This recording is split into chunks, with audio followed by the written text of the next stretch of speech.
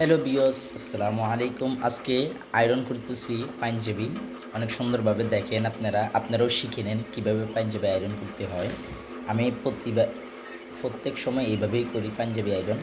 আপনারা শিখে নেন কীভাবে করতে হয়, তাহলে বাজারে যে গিয়ে একটা পাঞ্জাবি 10 টাকা, এই খরচটা বেঁচে গেল।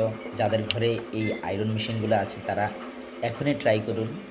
আমি আপনাদেরকে দেখিয়ে দিতেছি, আপনারা এইভাবে ট্রাই করলে ইনশাল্লাহ আপনারাও শিখে যাবেন।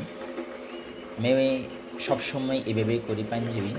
আমার কুলে করি, আমার আব্বুর কুলে করি দিই, আমার ভাইয়ের কুলে করে দিই, ঘরে যারা আছে সবার কুলে আয়রন করি আমি। প্রায় মনে করেন মাসে 20টার মতো 25টার মতো পাঞ্জাবি আয়রন করতে হয়, সবগুলো আমিই করি। এভাবে আমাদের অনেক খরচ বেঁচে যায়। যদি বাইরে করাতাম তাহলে মনে করেন 250 টাকা 300 টাকার মতো লাগতো। সেই জায়গায় আমি ঘরেই বসেই এই টাকাগুলো সেভ দিয়ে দিই। যেমন কারেন্ট বিল, বিদ্যুৎ বিল যদি আসে তাহলে 50 টাকা আসে, 25 টাকা আর কি। এখন দেখেন কত সুন্দরভাবে করে বলছি, এটা কত কিউট।